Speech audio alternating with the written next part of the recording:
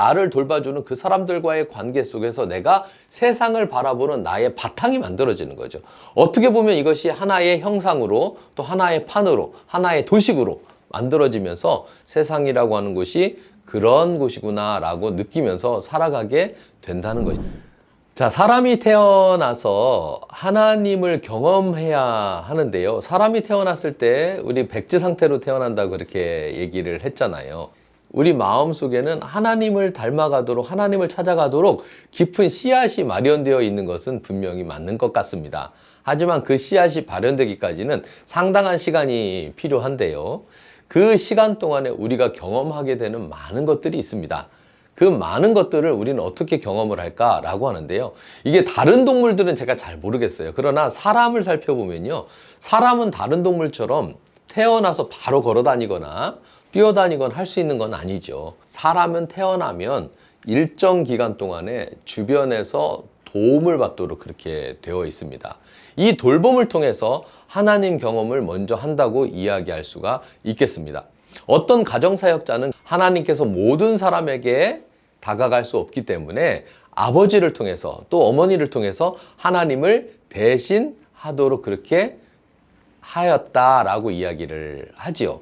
그래서 실제로 아이가 태어났을 때의 엄마라고 하는 존재는 또 아빠라고 하는 존재는 어쩌면 하나님과 같은 존재입니다. 실제로 우리가 교육학에서도 그런 이야기를 하거든요.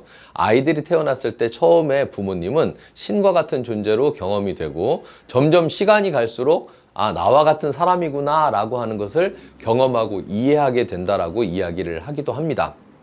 이것과 마찬가지로 우리가 처음에 태어나서 하나님에 대한 형상을 만드는 그 과정은 첫 번째는 부모를 통해서 그런 경험을 하게 된다는 겁니다.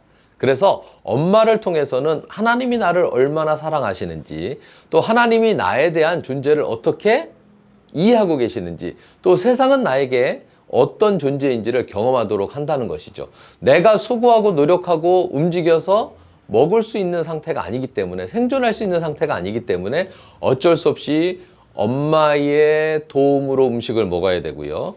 또 가족들의 도움으로 세상을 살아갈 수 있는 어떤 환경 속에서 지켜져야 되는 그런 상황들이 만들어지는 거죠. 이때 내가 충분히 안전하다고 경험을 하면 세상은 참 편안하고 푸근하고 살기 좋은 곳이 되는 겁니다. 그런데 내가 수고하고 노력하고 계속 울어야 먹을 것을 얻을 수 있고 그것조차도 조금씩 들어온다고 하면 세상은 정말 살기 힘들고 빡빡하다라고 경험을 하게 되는 거죠. 이것이 바탕이 되어서 세상을 살아가는 우리 삶의 모습들이 만들어진다라고 이야기를 하기도 합니다. 심리학에서는 이것을 대상관계 이론으로 설명을 합니다. 내가 처음에 만나서 경험한 엄마와의 관계, 또 아빠와의 관계, 또 초기 양육자와의 관계, 꼭 엄마와 아빠만이 아니라 나를 돌봐주는 그 사람들과의 관계 속에서 내가 세상을 바라보는 나의 바탕이 만들어지는 거죠. 어떻게 보면 이것이 하나의 형상으로 또 하나의 판으로 하나의 도식으로 만들어지면서 세상이라고 하는 곳이 그런 곳이구나 라고 느끼면서 살아가게 된다는 것이죠. 그래서 여러분들도 마찬가지입니다. 여러분들이 알지 못하는 사이에 내 마음속에 하나님은 이런 분이야 라고 생각하게 되고 느끼게 되고 또 자동적으로 받아들이게 되는 그런 모습들을 누구나 가지고 있는 것이죠. 그리고 그 마음대로 하나님을 바라보게 되는 것입니다. 그래서 이 모습들이 우리의 신앙을 결정한다라고 이해하시면 좋겠습니다.